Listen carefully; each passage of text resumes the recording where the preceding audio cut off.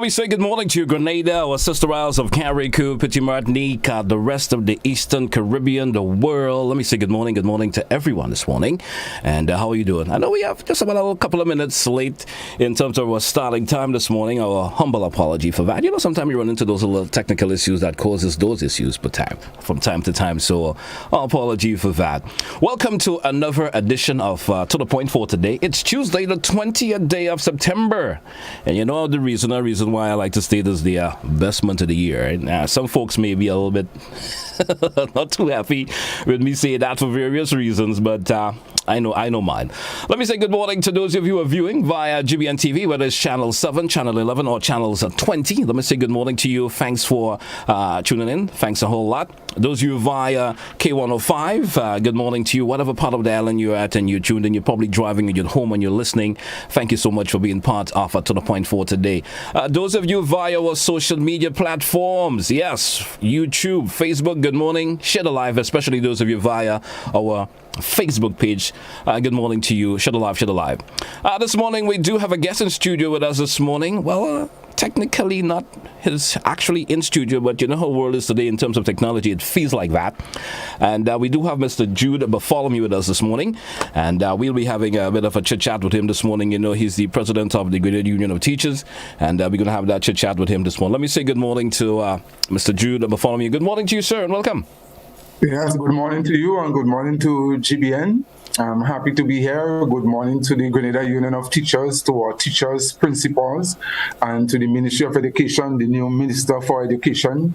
And good morning to the citizens of Grenada, Carriacou, and Petit Martinique, and to the diaspora. Right. I'm happy indeed to be on this program.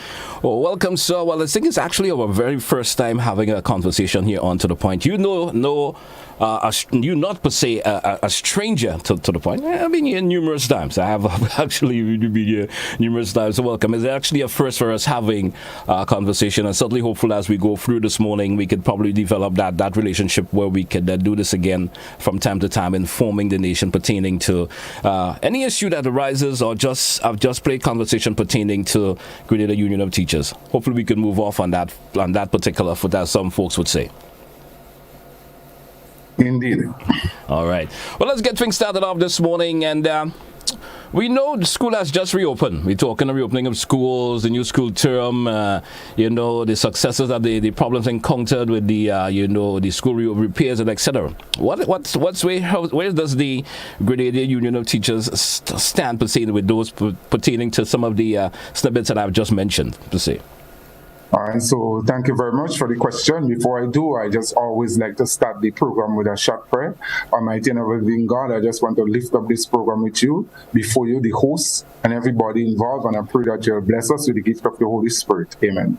Amen. I just want to take the opportunity again to say it was a pleasure and such for the reopening of school for this new school year, and all the teachers, students, the general public as a whole, the Grenadian society were looking forward in anticipation for a wonderful and a successful school year.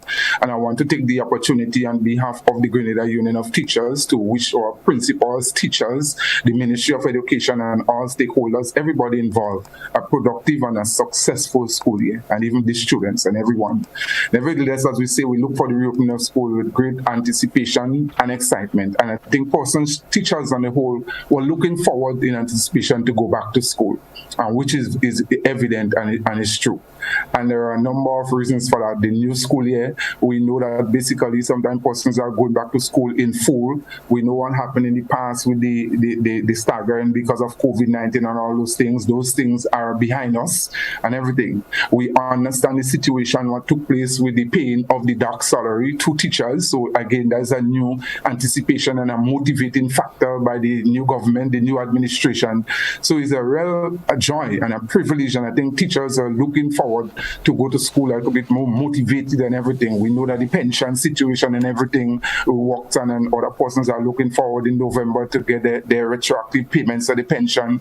And we know the situation with Tom CC has been partially resolved, and this new administration do what they have to do to make sure that payments, the 4 sets of payments, were paid to lecturers and workers at Tom CC. So I think there is some positive development here for motivation, and teachers are motivated, students are excited, looking forward in anticipation to go back to school.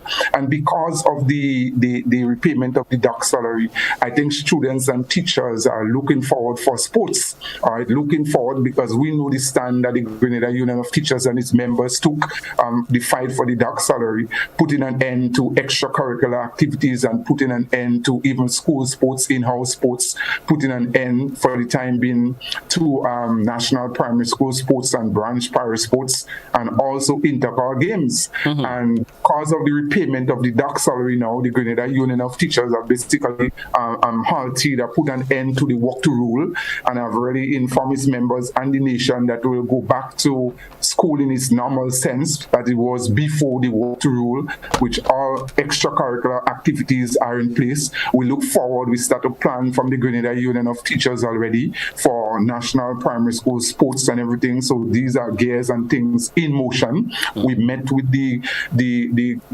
cooperative bank, Grenada Cooperative Bank.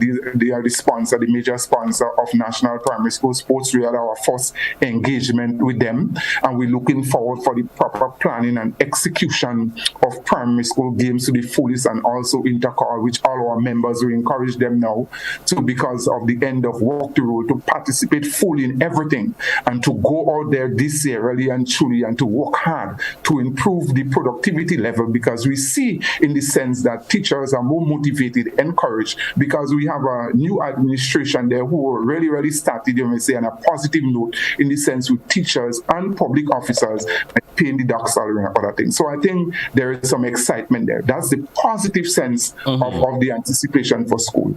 And in terms of on a negative note, because where there is good, there is always some areas that can be improved. So what we're looking at, there was some setback in the reopening of school with the repairs. And I think that the repairs started lately.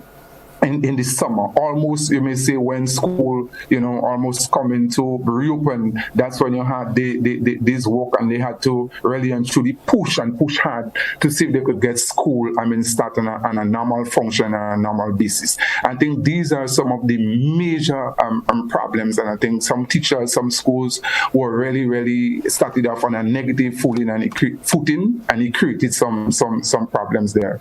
So there are some schools that started off nicely, and everything is going well. In spite of this situation, even in the schools where you have repairs and such, teachers are ready. In spite of the situation, teachers usually dig deep with their principals and everybody and try to work together in spite of the situation for the children's sake, and to really let the children learn. Oh. But I could say, though, there are some schools that are encountering some problems, and teachers are encountering, students are encountering some serious problems because of the repairs. And I will name a few schools. We had a Happy Secondary School with all the dust and everything like that. So when they reopened of school, even if they send a team there, teachers had to be cleaning up the school and doing all sort of things. So we had some problems there with the major dust and health hazard. This was in Happy Secondary School, and other problems with the hazards and such. The environment where children were going to school, teachers, and they were still doing work on the compound is a threat and such. And these are the things that we have to be careful with. We have a situation with St. Andrew's Anglican Primary School.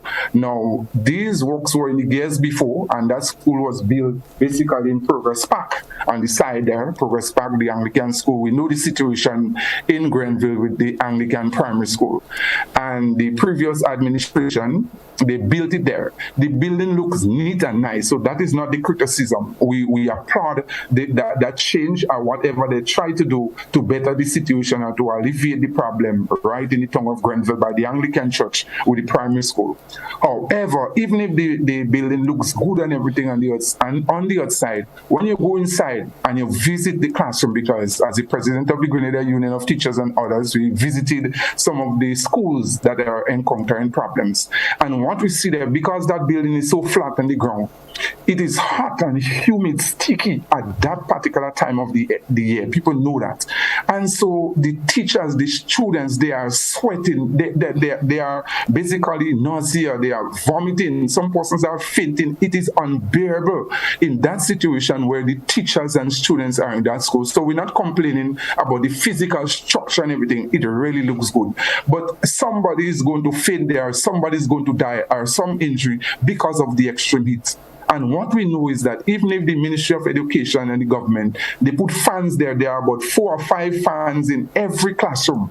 But the fans just rotating and generating the heat from the outside, and it cannot do anything. And the problem for that is because that building have not been sealed.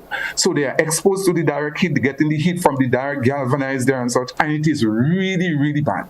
So I'm crying out and on the behalf of the teachers and students of St. Andrew's Primary School, the Anglican School, and asking the Ministry of Works and the Ministry of Education to really reach out and to do something to see if they can seal or whatever they can do to alleviate this suffering. But the teachers, they are motivated. They want the children to learn, but that is a major problem. Okay. We have just let me continue. We have a problem with, I think, Montrose SDA Comprehensive School. That building, that school looks lovely. But this is about the 3rd year that they're working in that school with that project. I mean, when you visit that school and you look at it, when it's completed, I mean, it's going to really, really, I mean, it looks nice. And I know that the teachers and students looking in anticipation for that. But the teachers, when we visited there, stated that they are frustrated and they are fed up because these buildings have been going on for construction for almost 3 years and it cannot finish. And I think these are the problems. They are on the side again, imply buildings, and they are trying their best. And these are some of the situations and the circumstances that the teachers and students are faced with and such. Even in Calais, I think the RSC school, Grandon's RSC school, visited there, a big building, and what they are doing is, yes, they're trying to alleviate and everything, and they're working hard, and we appreciate that the Ministry of Education, the government, whether past the previous government or the one now, they are trying to fix schools and make the conditions better, and we appreciate that. But in the Catholic school there at the Grandans, what you've seen again is that you have a ply floor, big building, huge building, ply floor, and they are getting ready now to tile that ply. And I'm asking myself, or even the Grenada Union of Teachers or persons from the staff and faculties there, shouldn't that building probably, they look at it probably longer and better and see if they could have put some concrete structure, concrete floor in there before they tile? Because if you have ply and you have to tile a huge building like that, how long would the flooring for ply last? And it means, therefore, that in a quite short period of time, you may have to take out all these tiles that you put there expensive and do this nice finishing now, because ply doesn't really last long. And it means that there will be waste of money and everything. So I think that sometimes they have to think deep, consult schools, consult probably the Grenada Union of Teachers, and do a lot of different things, the community and other institutions and organizations when they are doing the constructions of schools and other things, so that you get the best finish, the best product, and you get it in time so that everybody could be happy. But in spite of this situation, we are cognizant of the fact that the government have been trying, the previous administration, they try to fix schools, and the new government continuing, and they're doing the best of what they can, because they just came in. So a lot of the problems is not their fault, but government is continuum. So what we're asking for a dialogue with the stakeholders, with the Grenada Union of Teachers, with everybody involved, so we could come to amicable settlement in all those things, and that both students and teachers, principals, and everybody will be happy. But the dust and other disruptions is a problem. All right. I mean, you certainly spoke a lot there in terms of the positives and the negative in terms of that the Grenada Union of Teachers have been seen in the various schools. A question I wanted to ask you, because you seem to focus a lot on it as in your introduction of your statements and all that you were saying. Let's just a few minutes, if you could take and talk about the morals of teachers coming back into the new school year. You did mention some teachers, of course, are happier pertaining to the situation where they're back and able. We'll be talking about their duck salaries being repaid and so forth. How is the entire morals of the teachers per se, from the GUT perspective? How does the teachers feel per se going back to this new school term? Well, I think when you compare, if one compares the previous administration, we don't want to bring too much politics there. Mm-hmm. But if you look at it, when you have government in place and government takes care of the needs of its workers, and when I say workers, we're not only talking about teachers here, but all public officers, and if everybody take care of their workers and do basically justice to what they have to do, it will basically lift the moral standard of teachers, the encouragement, the motivation, and all those things to work. And that's what we see happening. That doesn't mean to say that everything can be fixed and made well at the same time. But compare, you had a lot of teachers who felt like leaving the system, retiring, going home. Teachers were saying, well, what is the reason? And not only teachers, public officers, why is it that they have to come to work enslaving themselves for how many years? 20, 30, 40 years. And when they retire, there is nothing to get. That was a humiliation and a demotivating factor. But here you comes, look at how from last year to this year, you have a new administration coming in. We had that battle with pension, and we were in a doubt. And you see the government came in, they tried to rectify that in November. A set of teachers who retire will get their retroactive payments for pension. So teachers, by and large, know that when they retire together with public officers, they're going to get something. They don't have to go and beg and go in poverty. The dark salary again, what can you imagine? And if the previous administration would have done that even before, they themselves might have been in a better position. But you have the new government, and I think the new prime minister and this new cabinet was very smart indeed. The first thing that they did is to realize that could be a situation that could create some tensions and create some difficulties, and the new government want to go forward in terms of education and the trust for all the different developments that they have. So what they are doing, they are settling matters peacefully in the best way they can. So the dark salary and everything is a motivating factor. Tam Sisi again, which we will talk about as we progress, is another motivating factor. Everything has not been solved. So I think the teachers is on an upswing. However, let me come in to say there, not all teachers and public officers will receive pension. Not all teachers receive the dark salary because they didn't deduct from everybody. This pension issue is a step in the right direction. However, if you listen to the news and GBN sometime last week, you heard, I guess, with the PS in education, did say that they really had to rehire, reinstate, or re-employ about 400 and something teachers, 200 and something from the primary school, and 215 or whatever from the secondary school.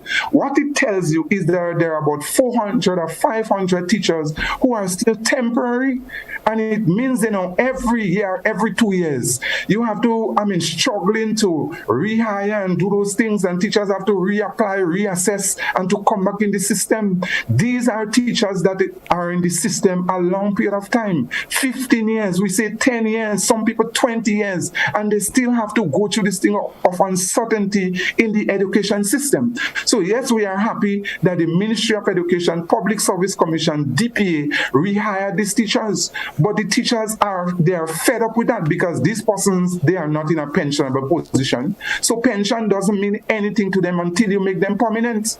And that is what the teachers are crying out for. We know that this new administration just come in, but these people are there temporary for 16, 20 years. And so they don't understand the language of a new government just come in. What they want to, if you really want to motivate them, inspire them, encourage them to take the education system higher, what you have to do is to really and truly work, really hard and fast and quickly to see if we can regularize these teachers. We cry out, and I cry out to the Minister for Education, and I cry out to the Honorable Prime Minister Deacon Mitchell. I know he stated that many times, not only for teachers, but other public officers, nurses, doctors, everybody who are in the system, and you may say they're squatting, and that shouldn't be. So if you want productivity and everything to go go up and teachers and everybody to be settled so that they can do all the other things to generate economic activity for the development, holistic development of our country.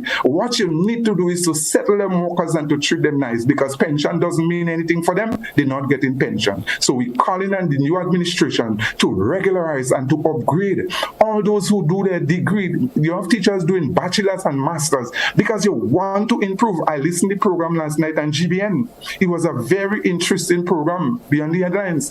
And if you want to improve education, you want to go forward in the holistic development of our country for economic growth and development, it means that you would tell teachers and everybody else, do a degree, improve yourselves. When you do that, you have to reward them, and you can't just insult them, humiliate them, leave their documents in the Ministry of Education for years. They cannot be upgraded. They're not getting any financial reward for going and study, taking risks and those things. These are the demotivating factors. And I'm very confident, and I'm confident that the new administration will do what they have to do, what it takes to regularize and to upgrade teachers, public officers, nurses, doctors, everybody, all right, and do what they have to do and try to do it quickly. I don't want to push anybody here to do it quickly, but these teachers and public officers don't understand the language of delay, because pension doesn't mean anything to them, because they don't have to get until you regularize them and you make them feel comfortable. Then you're going to bring up that thing. And I think for the new government, it's going to really serve them well and do well by their side, because a lot of administration, even NDC previously and NNP, they sat by and they did not really do anything or anything much as substantial to really secure tenure for teachers, for nurses, or everybody else. So it will be a good calculated move for this new administration. It might be hard and it might be difficult, but I'm begging them to do it quickly and expeditiously, because it's going to be in the long run in their favor. And I think teachers and public officers and everybody else is going to be really grateful to them and thankful for what they do.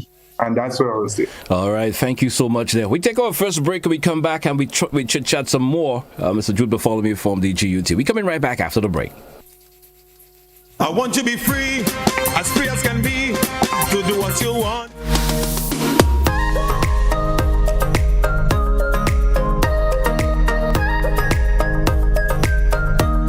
This could be out. Brilliant catch. What a stunning catch. The biggest party in sports, the Caribbean Premier League, is back and live on GBN television. Capture the energy, excitement, and euphoria of the beloved game.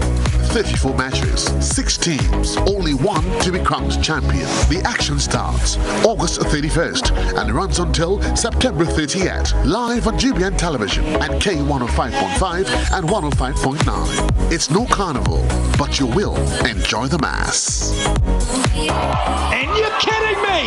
You are kidding me! GBN's broadcast of the Hero CPL is made possible by Republic Bank, we're the one for you. Harvard's National Lotteries Authority, Demerara Mutual Life, Grenlec, Kenish Trucking, Webisco and Bermudas, Consumers Guarantee Insurance, and Add-on Plus.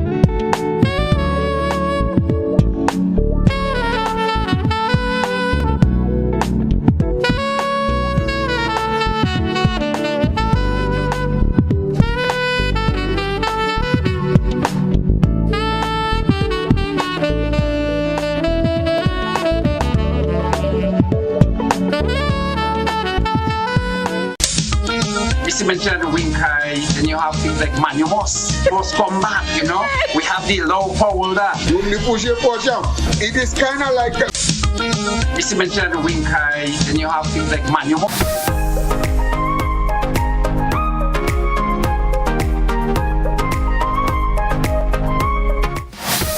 Welcome back to our listeners and viewers this morning. To the point, want to wish you folks an awesome morning.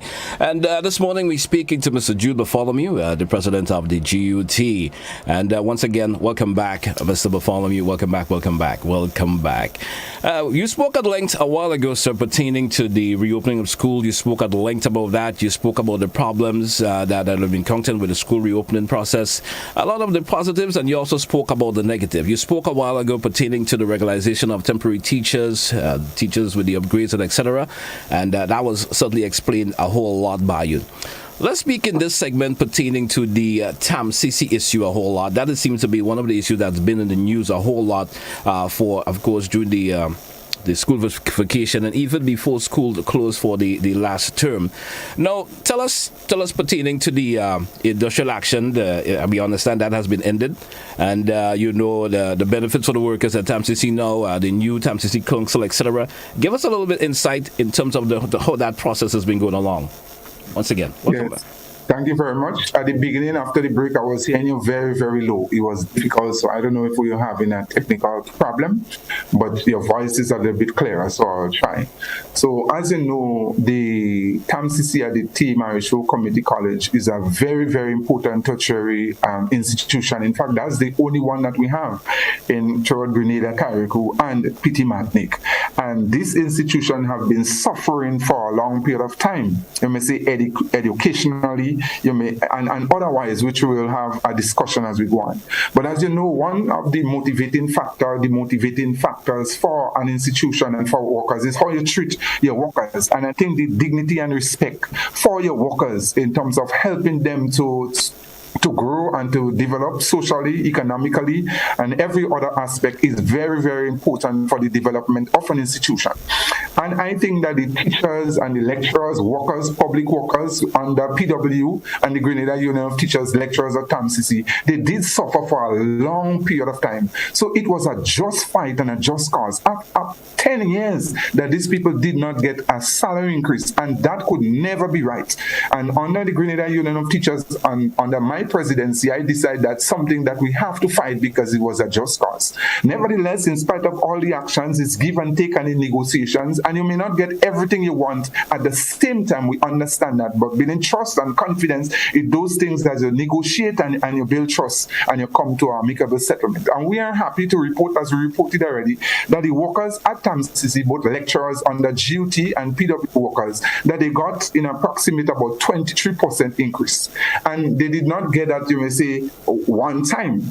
It happened because for a long period of time, these workers, they did not receive anything. So from 2017, all right, for 2017 to 2022, they got a total of approximately 23%. And what we did with the previous administration under the NNP government, I must say and let the public know that they also did contribute to settling the situation and try to partly settle the situation by providing some funds to TAMCC, approximately $1 million or something dollars. And in my estimation, if we had known that, or probably the principal or the previous council did come out and say that to us, and there was some trust, this matter of industrial action and all those things didn't have to go for all this long period of time. And so that was the problem there. Nevertheless, the new administration came in, and as the Minister for Education, the PS, and the Honorable Prime Minister, as he said in his word, he doesn't like this confusion and all this drama and all those things. So I think it was wise and a wise move to try to see. So what they did went to cabinet and they put the necessary allocations for $3.185 million. And this $3.185 million now was to settle now the salary increase to move the workers at TAMCC from the 2017 level to up to 2022 so that their salary is now current. And we really appreciative and thankful to government for this move and even to TAMCC. Where we have a lot of problems still, but as we say, is give and take in negotiation. There are some retroactive payments of approximately $10 million. And we know that no government, even if it were the previous administration, they would not have been able to pay this $10 million one time at the same time. Nevertheless, we have a sort of tentative agreement with Council, the TAMCC Council, and with the government of Grenada. As soon as they verify these figures, they want to try to make the necessary allocations in tranches. So it means that all the money, the 10 million, will not be paid to the lecturers and workers at once, but probably in 3 phases, and then we're going to get there. So that is one situation I would like to say that is really behind us, and I really want to thank the previous administration also for their contribution, and this new government for doing what they have to do to really and truly settle this situation and put an end. But that is not the only problem in TAMCC, but at least this one, because money talks. If people are not economically strong and all those things, you're going to continue to have problems. So that part of it has been settled. Also, those persons, there are some lecturers and workers there who are eligible and entitled for increments in September 2020 to 2022. That also have been settled, and all the remaining balance of increments will be paid to the workers who have to get it at the end of September 30th. So these are 2 things that we already achieved, increasing salaries and payments for the workers at TAMCC, and also the remaining of the balance of the increments for them. So that's something that we put behind us, and we're going forward. What we're saying, and we have a new council under Miss Wendy Grenada. As that new council is focused, they are planning, they are already on the move, trying to see what they can do to take TAMCC higher, because we really have to take TAMCC higher. If we're really concerned about our development, economic, holistic development, it means that there must be some kind of holistic plan and approach from the primary school level to the secondary level that is in line with TAMCC tertiary level, so that we could be in sync with everything for our national development. So that's where I think that we're going to try to settle down, and to encourage the lecturers and other workers at TAMCC, know that some of their matters are grievances, not everything else have been settled, to really dig deep and to really keep up or put on the level of productivity, and to step up at the level of productivity, and to really, really work hard, because you see once again, that the government have been trying to honor their side of the bargain. And one must say that the government really and truly didn't have to do it, because TAMCC is a really statutory body, and they're supposed to come up with the finances and the resources. That's another problem that we have with TAMCC, that even if it's a statutory body, it is not able to generate the necessary incomes and funding and those things to keep afloat. And which means that that's something that the new council, this new government, have to look for, to how to make TAMCC more financially strong, and to do what they have to do, because if they are not financially strong, they will not be able to implement the programs and the different things that they have to do to be for excellence and for the holistic development of the students of TAMCC and the workers, so that when the students leave there, they are ready and to go out into the world of work. So I think that there is a lot that needs to be done, but I encourage and I urge the Minister for Education to pay some attention to TAMCC and to do what they have to do with the new administration, together with council, the new council, and everybody, whether parents, students, and everybody from TAMCC, so that there should be some dialogue, some sort of symposium, different things. How can we take TAMCC forward to a higher level, and how can we take education in Grenada, Carriacou, and Petit-Martinique to a higher level? Being said, on one note, TAMCC in Carriacou has a problem. And the problem, the infrastructure. And I did hear the Minister for Education said that they're planning and they're going to do what they have to do to put up a new wing of TAMCC in Carriacou, and they look forward to that, because the Grenada Union of Teachers, I think about 2 years ago, did visit TAMCC, and what we saw there with the cracks wall falling down, the termites infestation is not a good thing for even animals to go, much less for people. So I think that they must do that, and do that quickly, because the very interesting thing that we've been hearing when we visited that site about 2 years ago, you had young adults from St. Vincent and the Grenadines and other smaller islands who used to come to TAMCC in Carriacou for the education, tertiary education.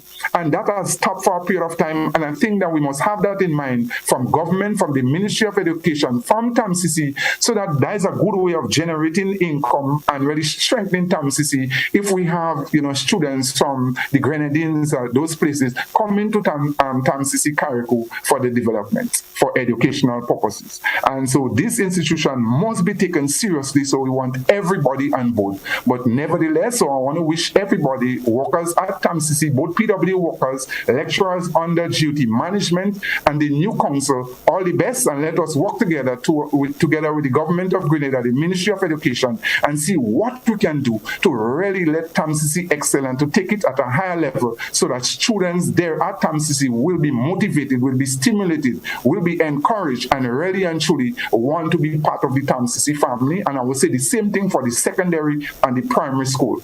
Our observation in education in Grenada, one may say, well, most of the times the teachers get the blame. For every time there is failure, the teachers get the blame. When there is success, there is no praise for our teachers and principals. And one of the weaknesses that we've seen in education, there is no real holistic plan. There is no long-term plan for development. Where is our country's national plan for development so that education could take it further?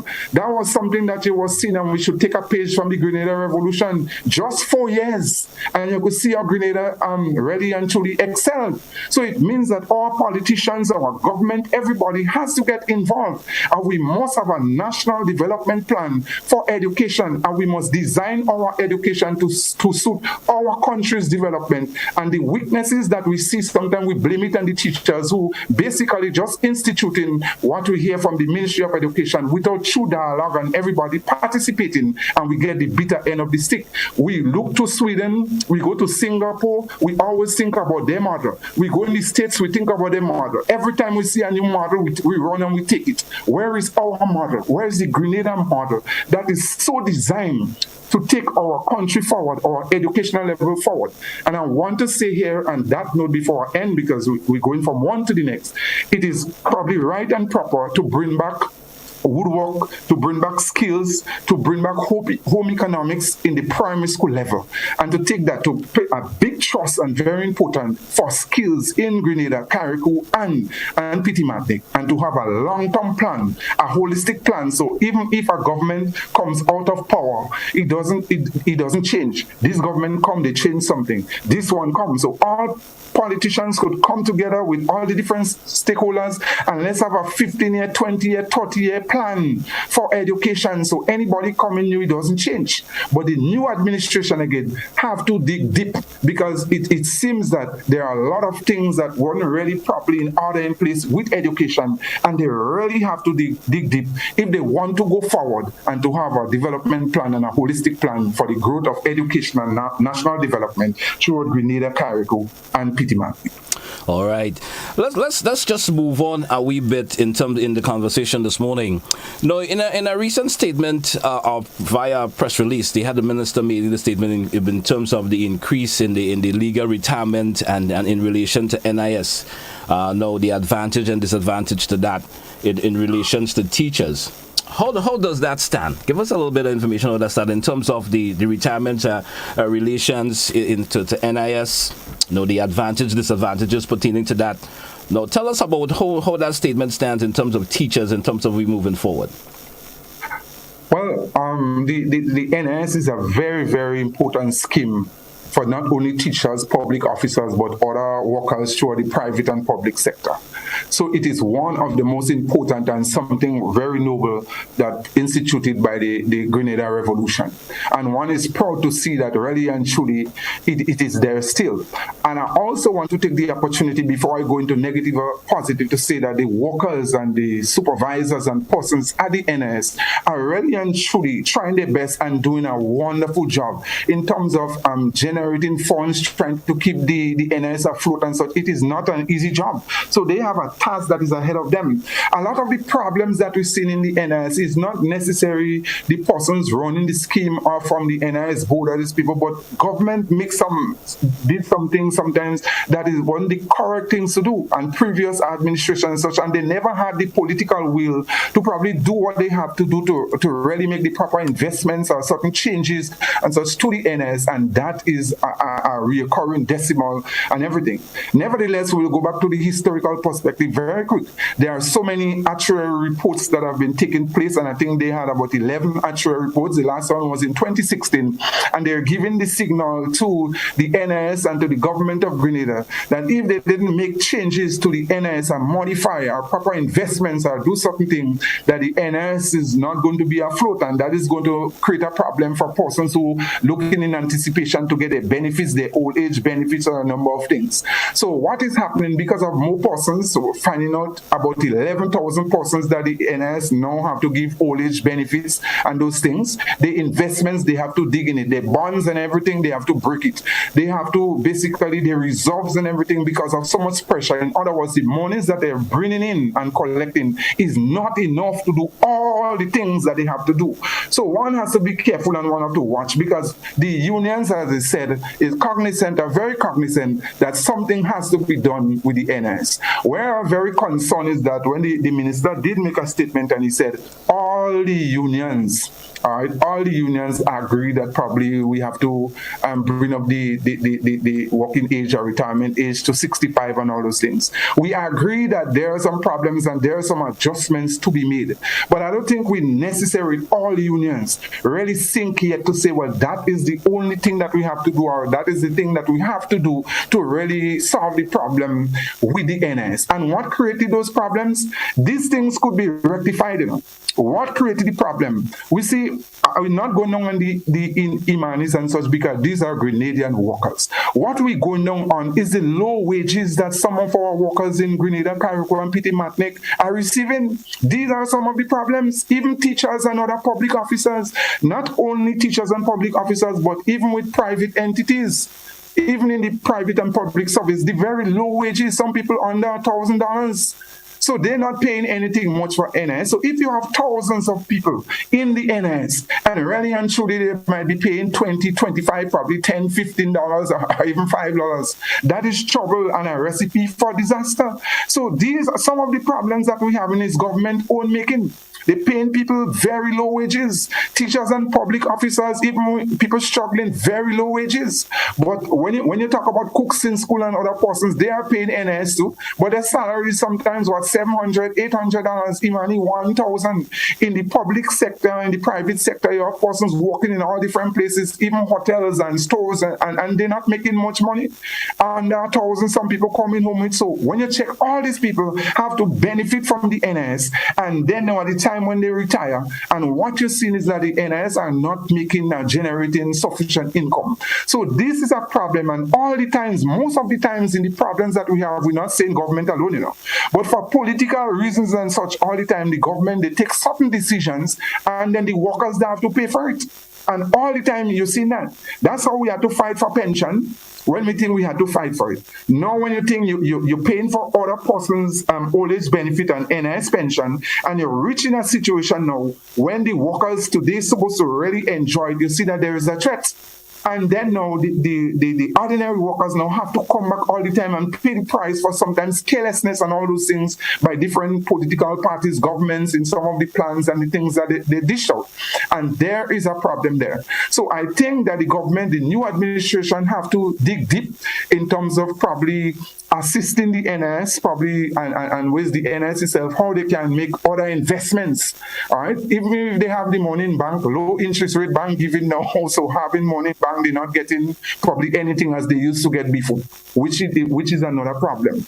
The monies that they receive is another problem. So what government could do is to encourage the public sector and even the private sector and pay higher wages to people. pay higher wages so that if you pay higher wages, the NS is going to make more money. Then there are a lot of persons who are working, private entities and other persons, that they're not paying the NS. And the laws and such have to really be tightened, and government and other institutions have to put mechanisms in place so that the monies that escape and not already go into the NS should be collected. And when you see that, because even if you increase the retirement age, that alone will not improve the finance of the scheme. And so it could be bad and it could be good. There's an advantage and disadvantage here if you improve or you increase the retirement age. Yes, there are a lot of workers who may say they don't want to retire or go home at 60. So they have their mortgages and everything and that, so they might be thankful for a year or 2 or probably 3 years, over 60 to really see if they can finish paying their mortgages and all those things. So in that way, it's an advantage. But when you look at the disadvantage in terms of workers, one asks the question, can a teacher really and truly be able to stay in the system or teach in front of classroom with this modern day level of children that sometimes we have and we have to deal with at the age of 65, which means that you're almost getting old in a classroom. What would be your productivity level at that time? There might be a few teachers and public officers that might be able to do that and sustain that, but that would be just probably 1 or 2. But the majority of teachers, teaching is a stressful job. And that's the reason why the pension, if you look at the pension laws, teachers are able to retire after 26 and 2 years. And I think the governments before, persons before, wisely do that because they know that teaching is a very stressful job. And it's not easy to stay there for all these years. As you're becoming senile and the job, you have to wheelchair, you have to come to go to work and all those things. So it means, therefore, that government has to, we must have discussions with every stakeholder, everybody involved, to see what is the best way and all the different things, a number of things that has to be done to be able to make the NS more viable. But I think the NS wanted to do that, not just to go from 60 to 65 at the same time, but incrementally, gradually, from 61 and then to a 2 years, 62 and gradually. But the bad thing about it is, yes, they're not saying that you cannot get your NS old age benefit at 60, but you have to pay a price, probably a 6% penalty. And that is the sad thing in the sense that all these things have to happen when you make your benefits and your contributions. So that's why I said a lot of the times it's the workers that really pay the price. And quickly to finish on this point, if you go up to 65, we're not saying it's good or bad, but if you go up to 65, what you see happening is that you have a older age of persons in the system, probably clogging up the system at 65, 63, 64, 65. Now, we are in a situation in Grenada where a lot of young people cannot get work, they cannot get promotions, they cannot get this thing. They have to wait until somebody go off the system before you go up the ladder. So if you improve the age or you increase the age for retirement, you would have a situation where a lot of young people not really getting the opportunity and such for development on the job and promotions and all these different things. And this is the reason why at 60 you can go up, you go out, and other persons come in. Then, so these are some factors that we concern about. And another thing quickly where the NS can probably create more revenues is that when persons retire, you retire with your pension, and even from your NS, you get in your NS benefit. There are some persons who probably they get another job and such, and they probably work in. But these persons now probably not paying any NS contribution. These are even in the probably Ministry of Education and other places. You see there are a lot of persons who they retire already, and these are they getting old and in government's circle. And these are the persons that go on contract and such. They are still working. So probably the laws must be fixed as such that if you're really and truly working, that it means even if you're receiving your NS benefit after 60, that you should be able to pay some contribution to the NS based on what you're working for on contract. And these are some ways. So there are a number of things that we can do, but we must sit down and discuss that with government, with the NS, with unions, and with everybody in the citizens, private and public, so that we can reach a way to make the NS viable, because we don't want our NS to die, because it is serving a very important purpose and role for us and for citizens at when we retire. All right, thank you there, Mr. Bartholomew. Lots of information you're sharing this morning. We due for a break. Let's take it. We come back to chat a couple of more questions that I do have to ask. We're probably only going to open the lines if time permits, because just a few more minutes left on the program this morning. Let's take that break, and we come in right back. Affordable quality.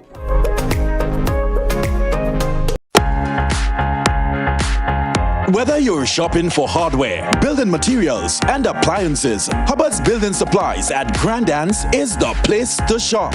With improved facilities, increased parking, wider variety of products, and a trendy and spacious layout. Catering for all your shopping needs. Why wait? Visit Hubbard's Building Supplies today. Now open Mondays to Fridays, 8 a.m. to 5 p.m. and Saturdays, 8 a.m. to 1 p.m.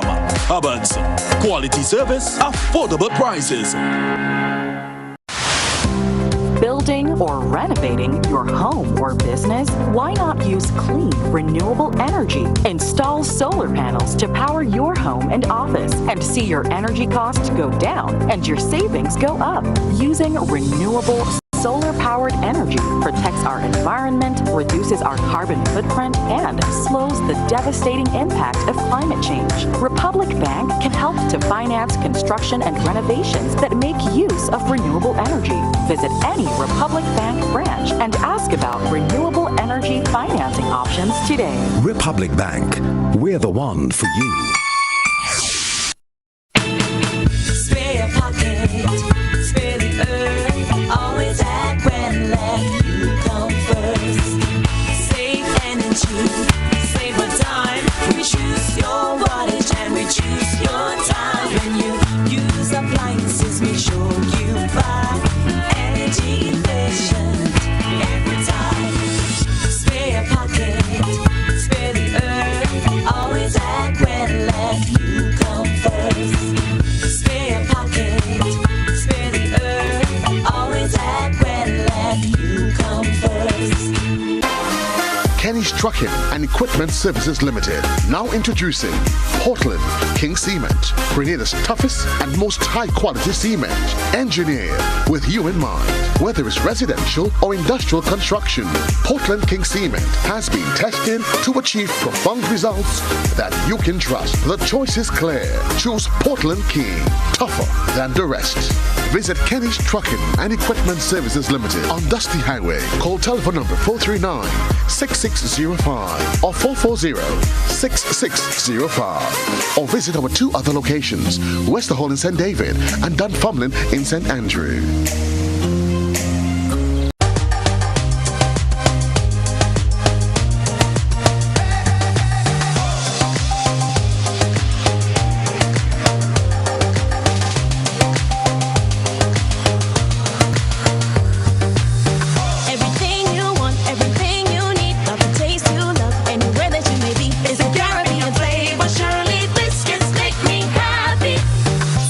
Enjoy, taste, love. Surely the Caribbean's favorite biscuit.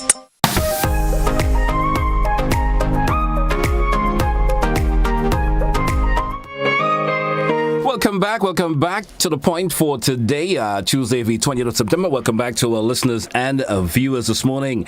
We're still in conversation with Mr. Jude Bartholomew, President of the GUT, and just a couple more minutes left on the program this morning, but we still have some issues that we still need to speak about before we wrap this morning.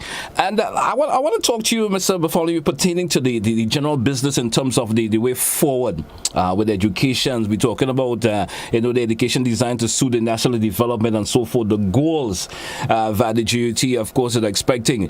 Negotiation on the new contractual period 2023 to 2025 and so forth. If you would like to speak on that and just inform the nation on any other issue that you would like to bring to the forefront, especially to the nation, before we take a wrap for this morning, go right ahead. When the GUT speaks, the GUT also like to put in something for the general public, for the nation as a whole, all our citizens, not only for workers, but for the ordinary man and woman of Grenada, Carriacou, and Petit Martinique.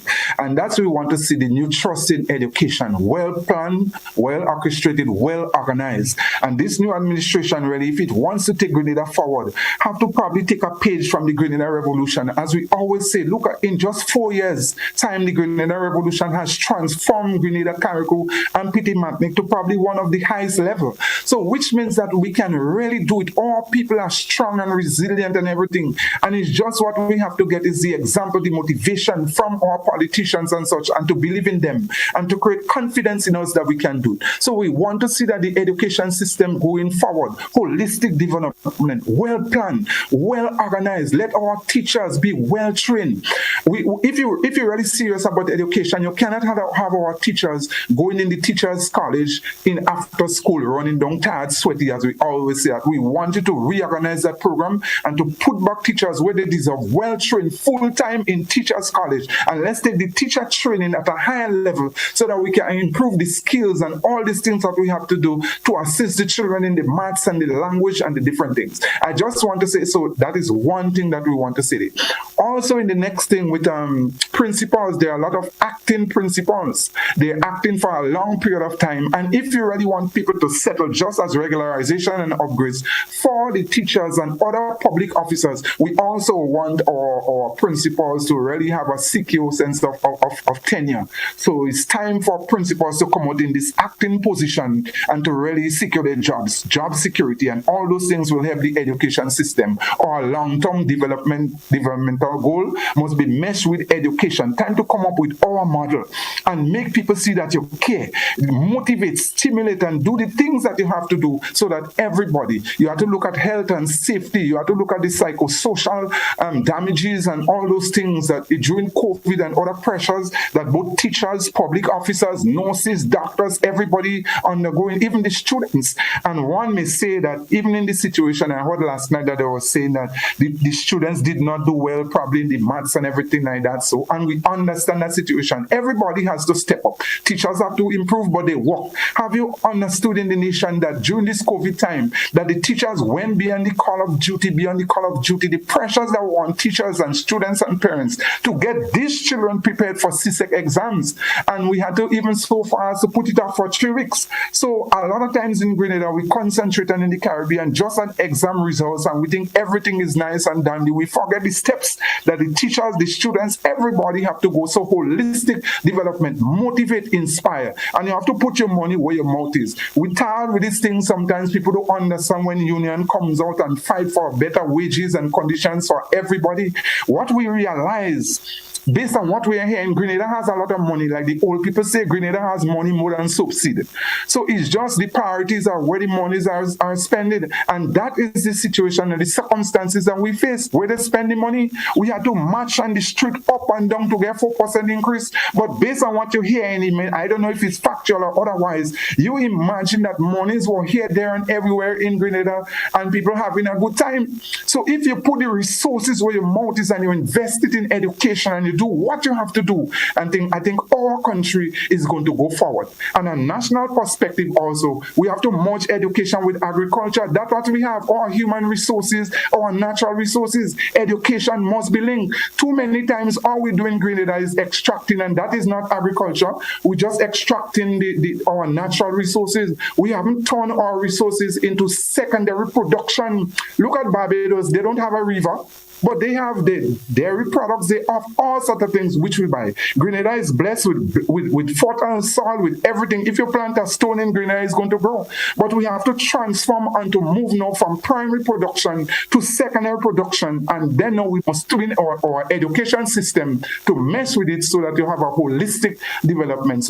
And thirdly, I want to say, I think we're tired of in Grenada. A lot of students are demotivated with their education. When they go into school in the morning, without turning down that or scanning a job. But the best example they see for work is a lot of young people like them who just leave secondary school walking in the road. Yes, we may say we take it now because that's what we could get. But we want this administration and everybody at a societal level to go higher so that our young people could move from walking in the road and walking in this thing, and so that they can get better jobs. Create the environment environment so that persons can invest. Secondly, if you want production and development of your country, some of the old laws have to be changed. Gone are the days when you say if you're a teacher, you cannot have a business. If you this, public servants cannot have a business. How are you going to generate and build the economy? We have to move away from that because what we're doing is for production and everything. So I don't think in this modern day that she should be a sin, a cardinal sin. If you're working or you're in the public or private sector, in the public sector, and you cannot have a business, you cannot have a shop, you cannot have this, you cannot have that, and those things. We have to change and modify these laws so that we're going forward and those things. The other thing I want to say quickly for immigration and such, because you're hearing the concerns of the Grenadian people. Look for the passports. You have, if you look for the visa again, and it's government that caused that previous administration with the visa for Canada and such. Unfortunately, people have to travel for a visa, and you hear it all the time. And usually when you go to Barbados or you go to Trinidad for your visa, they usually give you 10 years. But what we see happening in the passport here in Grenada is 5 years. So what happening is that people have to be spending money all the time and such and creating more problems. So we want to draw that attention because that's something you're hearing all the time. That if you're talking about investment, you're talking about economic investment or investment by citizenship or whatever, for these passports, it can be designed just for 5 years. Citizenship by investment. So foreign people, they get a 5 years. When the next 5 years, they have to give them because they want check and balances. For your Grenadian citizens, you design a passport, even if you're charging $250 now and your intention is to make money out of it, you can charge people probably some more for a 10-year passport, but it's for your local people. So you don't have to, instead of giving you a 5-year visa and such, and you have to be doing all the things over again like a recurring decimal and spending money while unnecessarily. So for local people, you have a 10-year passport. By investment, citizens by investment, and for foreign, you give a 5 years so you have check and balances and those things. This is what we want to see. We want to see from the new administration for land, the cost of land for our young people. How can you development if you have a country and you don't really own piece of land? It means that what we see now, we're not going about foreigners, but the foreign people, businesses and such, it is easier for them to buy the land. They have the cash, they have the resources and everything. But what about your own people? There are certain places where they even sell land for foreigners. We don't want to go there and such and to sound negative, but you have to secure your people. And then you have everybody buying all the nice property by the beach and everything, and you're sending your ordinary people up in the mountain to live. You must create a different scheme for your local people where they can buy land at a cheaper rate than probably the foreign investors or persons who sometimes get it cheaply, even than your citizens, and the cost of land. So if you want your holistic development for agriculture, for sound development and economic growth, these are all those things that will motivate and inspire your Grenadian people and make them feel that they are Grenadians and want to take part in the holistic development. So on all this note, I'm calling on the government of Grenada, or citizens, unions, everybody to dig deep on such. If we really want to improve this country, we can really do it if we try, and we can do it. Take example from the Grenada Revolution, but we have to have a positive mindset. We have to inspire, motivate, encourage our people, all right, to do well. And all people in Grenada, you could do what you want, have not been trained. We don't have this business model and business zeal in us. You have to change the mindset so we reshape, we reorganize and become business oriented, and that's how our country will grow. And to say that we must learn to support our local people too. One of the things last night, it was very interesting. People say, well, businesses, Grenadian people, business not growing. But many times what we do, we support the foreign investors, we support Tom, Dick, Harry. But when it comes to our own people, we don't support them. So the business must die. So you must have a change and modification in habits, in culture shape and everything, and do all the different things. It's going to take time. But we have to dig deep, and we have to do what we have to do. Finally, I want to encourage the whole nation, public and private sector, to really and truly, all our workers, to really step up on the level of productivity. Let us try our best, whether in education, in everything, to dig deep to help our country to grow. And on a final note, to encourage the government of Grenada, I want to say thank you very much to the previous administration for paying the half-month salary at Christmas for our workers and for teachers and public officers and everybody else. This time I want to encourage the new administration, take example from what the government did in that, and they can even make it better. Christmas is a time special for everybody in the land, and to really try to see if they could give workers, whether in the private sector, in the public sector, teachers and everybody who work in, a little extra on a 1 month salary in terms of teachers and public public officers for the Christmas, so that if you do that, you will have a growth in the economy. No harm will stay in town. You're getting a harm in a store, in a supermarket, because the monies will there and people will spend more increase in tax and everything for the government, and things will be nice. And also we look forward, because we wrote the government already. The previous administration for salary negotiation, we got no response. But the new administration, we also wrote a letter to them, and we did get a response, and we're waiting on the negotiating team for the new, basically, cycle or contractual period for teachers for 2023 to 2025. And the previous administration did say to us that they prefer to negotiate forward negotiations, so that you don't have to pay retroactive payment. So we want to encourage this new administration to put their negotiating team together and such. January, December is the end of the new contractual period, and we're looking forward to settle negotiations and everything, because we know cost of living, it is not easy in Grenada, and we want to thank the government for all the different things that they're ready and truly trying to do to make an effort to better the life of the Grenadian people and our citizens. And so we have to try. We'll never be in agreement with everything as government and trade unions and everything, but there are ways and there are things that we agreed upon, and those differences we try our best to solve it. So I want to take the opportunity on this note to wish everybody, all the unions, the Grenada Union of Teachers, or our teachers, or our principals, Ministry of Education, throughout the length and breadth of Grenada, Carriacou, and Petit Martinique, every success for the new school year, and we look forward to sports in its full and everybody participating on a national basis, because work to rule has come to an end. Thank you very much. I want to say thank you also, Mr. Jude Bartholomew, for being on the program this morning. You certainly shared lots of information that I'm sure have been beneficial to our listeners, viewers, and to the nation as a whole. Certainly hope we could have another program like this, of course, soon. All the best for the rest of the day, and have a good one. Thank you. All right. Hey, folks, that's how we come to the end of To The Point for today here on K105 and at GBN TV. I want to say thank you to all our viewers and listeners this morning. Have yourself a blessed day. Goodbye.